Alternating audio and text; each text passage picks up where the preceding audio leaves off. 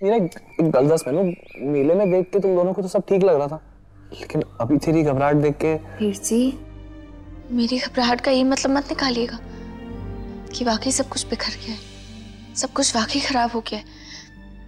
वीर जी, हो सकता है कि मैं ही कुछ ज्यादा सोच रही हूँ, आदत पड़ गई है ना। आपको पता है, पापा जी ने भी तो कहा था कि अभी तो मुश्किलों की शुरुआत है, मैंने डट के सामना करना होगा, मुश्किलें और बढ़ेंगी और फिर धीरे धीरे सब कुछ ठीक हो जाएगा। मैं बस ऐसी फिजूल में सोच रही हूँ, मेरी गलती है। नहीं वीरा, तेरी गलती नहीं है वीरा, गलती तो मेरी है। चाहता तो मैं भी हूँ कि मैं बलदेव की मदद करूं ताकि वो मेरा साला कम जीजा जो है, लेकिन मैं क्या करूं वीरा, जब जो उसने सोचा है वो मैं समझ नहीं पा रहा हूँ। अपने आप को कितना भी समझाऊं लेकिन उस चीज के लिए हाँ नहीं कर पा रहा हूँ। वो सरपंच बनना चाहता है लेकिन मेरी नजरें उसे सरपंच नहीं देख पा रही है, क्योंकि मैं जानता हूं कि वो नहीं संभाल पाएगा। बचपन से देखते आ रहे हैं ना वीरा हम उसे, बचपन में भी कैसे वो सुरजीत सिंह की बातों में आ जाता था और पता नहीं क्या क्या करता था। जी, पिछले कुछ सालों में बलदेव में बहुत बदलाव आया है, बहुत बदल गया है, वो बहुत समझदार हो गया है। मुझे तुझ पे पूरा भरोसा है।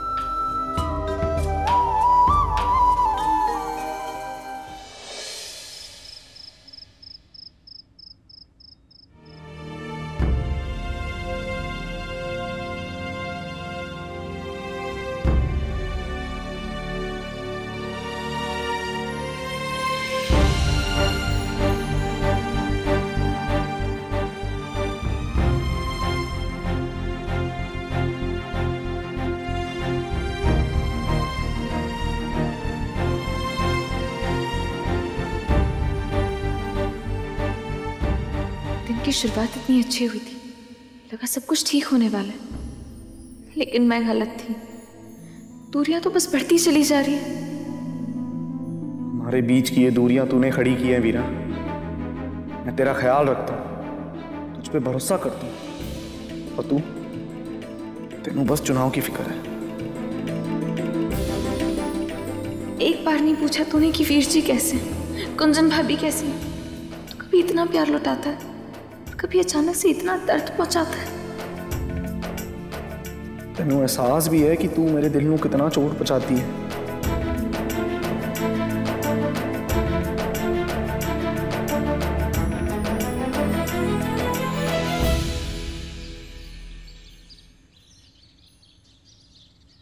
कैसे हो? बस बढ़िया।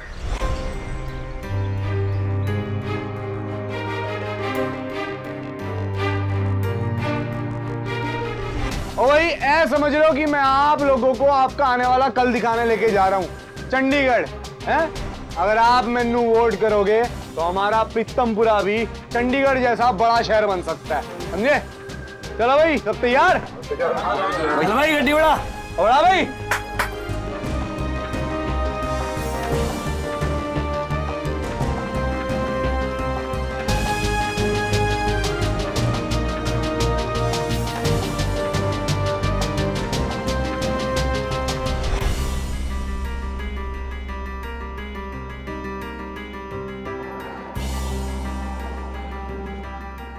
कितनी अच्छी जगह थी ना, और वहाँ पे सब कुछ मिल रहा था।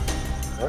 और ज्यादा महंगा भी नहीं था, सभी चीजें 30-35% सस्ती थी। सब कुछ ले लेना चाहिए तुम्हें। पाजी ने ऐसा व्यवस्था किया था वहाँ पे। पाजी तुसी ग्रेट हो पाजी। मजा आ गया। चलो जी, आ जाओ। सरकार ने ना हमें मुफ्त चिकित्सा की सुविधाएं दी, लेकिन फिर भी हम अपनी सेहत का ध्यान नहीं रखते। इसलिए हमने सोचा कि अगर हम सारे डॉक्टरों के पास नहीं जा सकते तो कोई गल नहीं, हम डॉक्टर्स को यहाँ बुला लेंगे।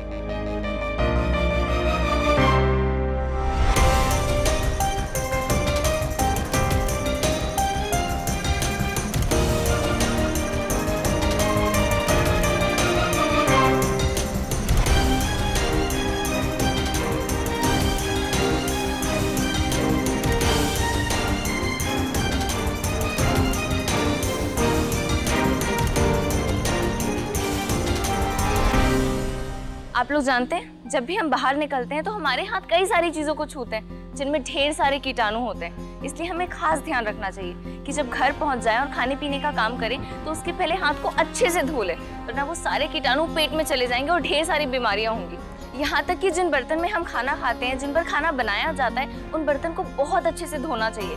अगर हम ये सारी चीजों का ध्यान रखें ना, तो हम बीमारियों को काफी हद तक रोक सकते हैं।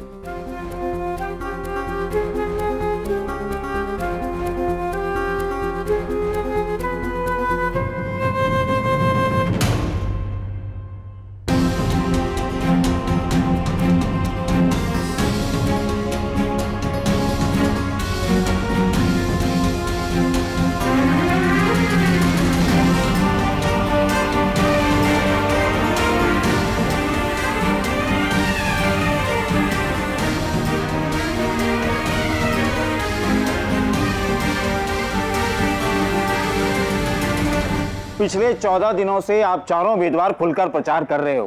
परसों चुनाव है, इसलिए कल पूरा दिन कोई प्रचार नहीं होगा। मैं पिंड वालों से निवेदन करता हूं कि वो अपने चारों उम्मीदवारों के अच्छे और बुरे गुणों को ठीक से पहचान लें और अपनी सोच और समझ से पंचायत के लिए सरपंच चुनें।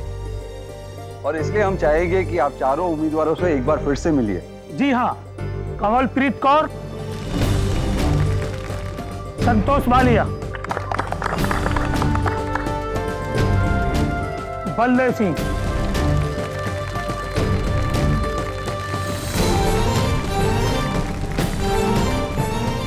और वीरा सिंह।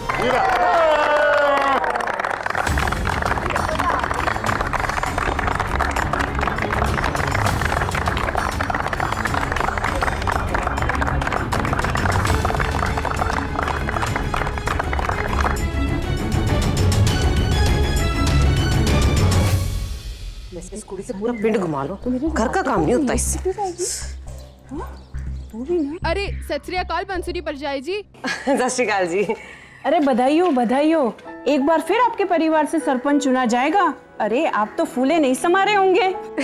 बिल्कुल जी, बात है ही नहीं खुशी की। सच्ची मेरा तो सर ऊंचा हो गया है। बड़ी किस्मत वाली हो जी आप, वरना ऐसी बहू कहाँ मिलती है सबको। घर तो अच्छे से संभाल ही रही है, पिंड भी अच्छे से ही संभालेगी। आपकी तो ऐश है, इतने साल पति सरपंच रहे और अब बहू सरपंच बनने जा रही है। काम कर लो अपना, देर हो जानी है। हाँ।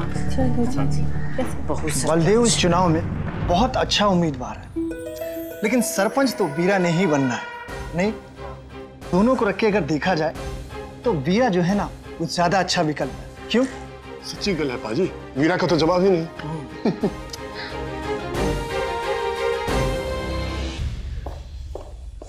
अरे वाह, खीर आ गई। रणवी खा के देख। हाँ बीजी, आप लोग पहले। तेरे कहने पे मैंने इसमें सूजी भून के डाली है। गुंजन पुत्र तू भी ले ले। नहीं बीजी आप खाओ।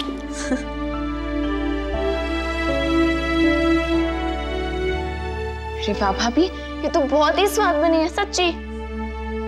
जो बातें रणवी को ज्यादा अच्छे से पता है उसमें मैं रणवी की सुनती हूँ, और जो बातें मैंने ज्यादा पता है उसमें रणवी मेरी सुनता है।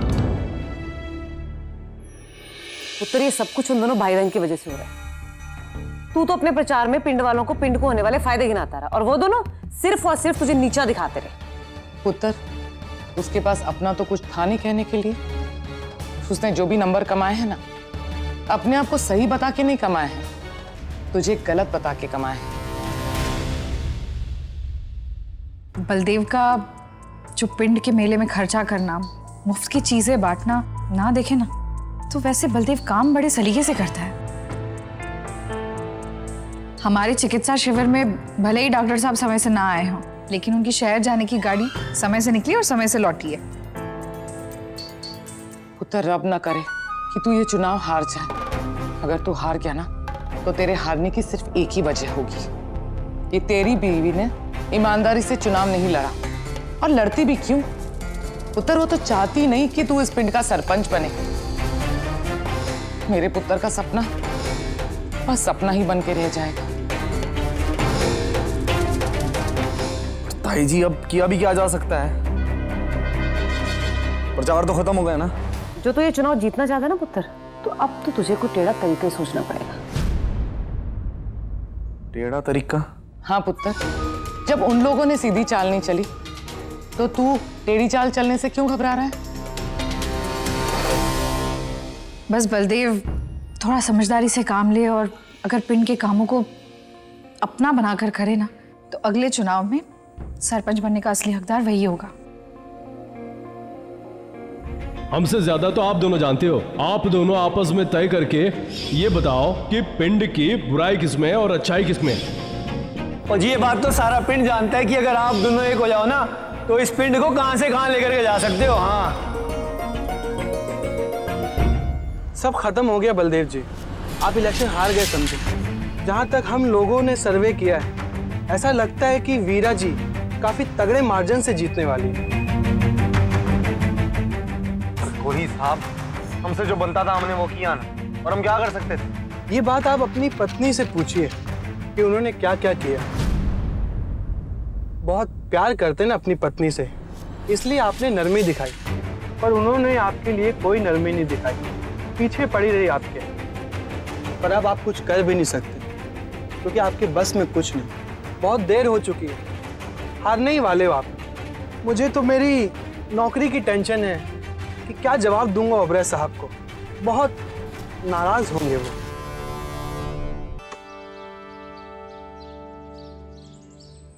वीरा,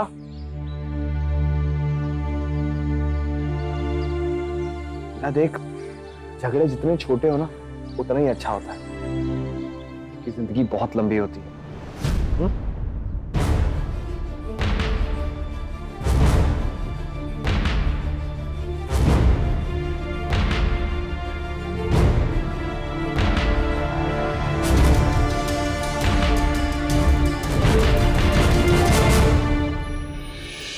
कैसा है रणवी? ठीक हूँ बलदेव, तू बता, तू कैसा? ठीक हूँ। मैंने अच्छा लगा जान के कि पिंड वाले अब तुझसे नाराज नहीं है, उनका रवैया बदल गया है। और तू फिक्र मत कर, एक केस जल्दी निपट जाएगा, तू आजाद हो जाएगा। एक कोर्ट से कोई तारीख मिली है? हाँ, वो अगले हफ्ते की मिली है। मेरी दुआएं तेरे साथ हैं। शुक्रिया बलदेव, बहुत बहुत शुक्रिया। वीरा, मैंने तुझसे एक जरूरी गल करनी थी। हाँ, वैसे रणवी भी यही है। रणवी तो वैसे भी हमारी जिंदगी का बहुत जरूरी हिस्सा रहा है हमेशा से। बोल बलदेव, की गल करनी है?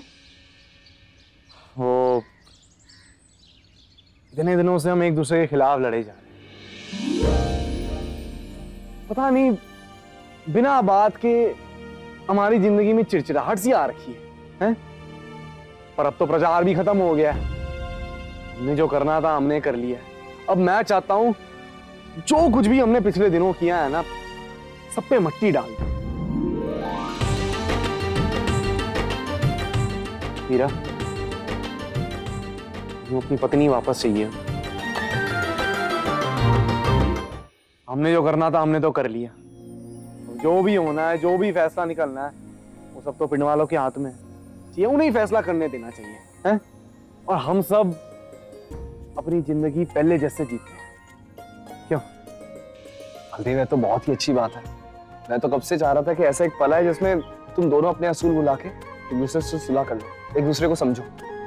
देखा वीरा, मैंने कहा था ना तुझसे, ये सब ठीक हो जाना। चलो बहुत बढ़िया, अब मेरे पास एक कमाल का आइडिया है। क्यों ना हम ऐसी रात को बैठ के बातें करते हैं, गप्पे मारते हैं, एक छोटी सी पार्टी करते हैं, क्यों? हाँ, क्यों नहीं? बहुत बढ़िया, चलो रात को मिलते हैं। चल ठीक है, ध्यान रखिए अपना। देखा, मैंने कहा था ना वीरा, ये सब ठीक हो जाना। फिर जानते हो उसने क्या कहा? उसने कहा कि पुत्र,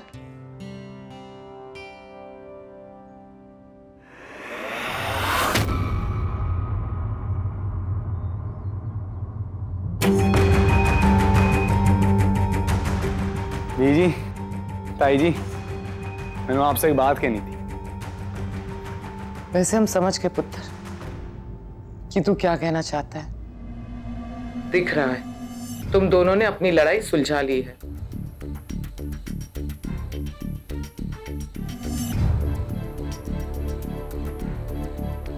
मैंने एहसास हो गया कि मैं क्या गलत कर रहा था।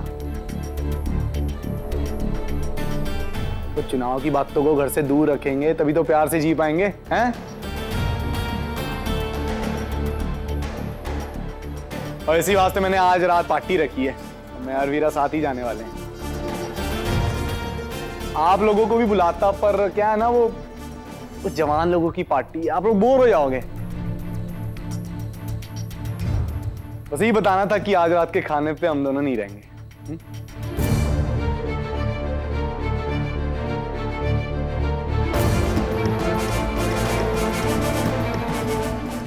देखा भरजाई जी, कैसा नकारा मुंडा मिला मैनू, फिर चला गया वीरा के पीछे। मैं बता रही हूँ, वीरा ना कोई टूना टोटका जानती है, कुछ जादू कर रखा है इसने मुंडे पे। वो कुछ भी करे, कुछ भी करे, बलदेव पूछ लाता उसके पीछे चला जाता है। तू सही कह रही बंसरी, ये वीरा ना जरूर कोई टूना टोटका जानती है, इसीलिए तो हर बार अपनी मर्जी चला लेती है। और तेरा पुत्र जाने किस मिट्टी का बना हुआ है, और कोई होता तो चोटी पकड़ के घर से बाहर निकाल देता।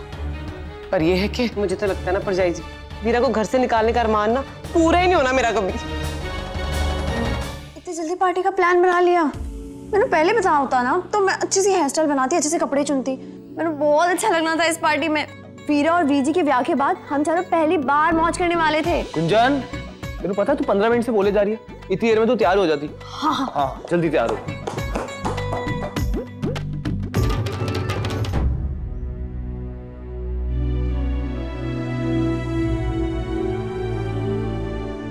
बीजी, क्यों है? आप कुछ परेशान लग रहे हो। पता नहीं रणवीर, बहुत अजीब सा लग रहा है। ऐसा लग रहा है कुछ गलत हो रहा है। कल तक तो वीरा और बलदेव एक दूसरे से बात भी नहीं कर रहे थे, और बलदेव तुझसे कितना नाराज था, और आज अचानक ये पार्टी क्यों? बीजी, एक दिन तो फिर भी बहुत होता है, एक पल ही बहुत होता है मन बदलने के लिए। बीजी, मैं कह रहा हूँ ना आपसे, आप फिक्र ना करो, सब ठीक हो जाएगा। और आप भी तो यही चाहते थे ना कि वीरा और बलदेव को अपने बाहर की लड़ाइयाँ घर पे नहीं लानी चाहिए। हाँ रणवीर, चाहती तो मैं भी यही थी, पर ऐसे अचानक चुनाव के एक दिन पहले समझ में नहीं आ रहा है बलदेव के दिमाग में क्या चल रहा है। बीजी, मैंने कहा ना मैं उससे मिल के आया हूँ, उसकी बातें मैंने बहुत सच्ची लगी हैं। रणवीर, बलदेव मेरे सामने पैदा हुआ है, बचपन से देख रही हूँ मैं उसे। है वो अच्छा इंसान है, पर इतना समझदार नहीं है कि इस मुकाबले के माहौल को एक पल में भुला दे। उसके अचानक से इस बदलाव से मैंने परेशानी हो रही है। बीजी, आप परेशान ना हो, मेरा मन कह रहा है कि सब ठीक है।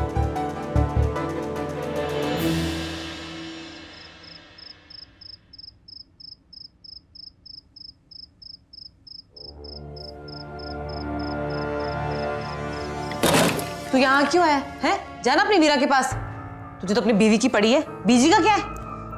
बीजी, आप ना फालतू की बातें शुरू ना करो अभी। दिमाग खराब हो गया तेरा, है? तो तू उस कुड़ी के साथ मौज मस्ती करना चाहता है? भूल गया उसने क्या किया? प्रचार के दौरान ना तुझे नीचा दिखाने की कसर नहीं छोड़ी उसने कोई। पुत्र, मैं जानती हूँ कि तू उसके साथ अपना रिश्ता ठीक करना चाहता है, जरूर कर, वो तेरी बीवी है। पर ये तो जानता है ना तू पुत्र, जो इंसान झुकता है उसे दुनिया कमजोर समझती है।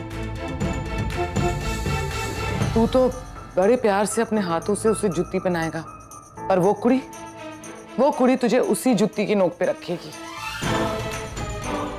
उसने माफी मांगी तुझसे, वजह बताई अपनी इन हरकतों की? नहीं ना, क्योंकि उस कुड़ी को तो ऐसा लगता ही नहीं है ना कि उसने कुछ गलत किया है। सच्ची हद हो गई, कितनी चोट पहुंचाई है उसने तुझे बार बार। सच्ची उसे तो पड़ी नहीं है कोई, और तू आने पागल है फिर दे। देख पुत्र, जब भी देखो ना तू ही उसके पास जाता है, वो तो कभी नहीं आती तेरे पास, अकड़ दिखाती रहती है हमेशा। बोल लिया आप लोगों,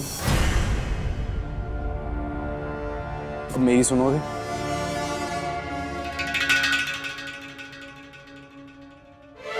जी मनु, आपकी फिक्र है इसलिए आपको समझाने आया हूँ, वरना रात भर ऐसे मुंह लटका के बैठे रहोगे। और जो भी मैं आप दोनों से अभी कहने जा रहा हूँ वो इस कमरे के बाहर नहीं जाना चाहिए। आप लोगों को क्या लगता है कि मैं इतना बड़ा बेवकूफ हूँ? मेरे सरपंच बनने के रास्ते में जो रोड़े आए हैं मैं उसे भूल जाऊंगा? अब जो ये सारी बातें मैनू बता रहे हो ना, ये मैनू पता है, हराने में वीरा ने कोई कसर नहीं छोड़ी है, ये भी मैं जानता हूं। और ये सब जो मैं अभी कर रहा हूं ना, सब एक नाटक है। वीरा को भी तो पता चलना चाहिए कि जब कोई पीछे से वार करता है तो कैसा लगता है।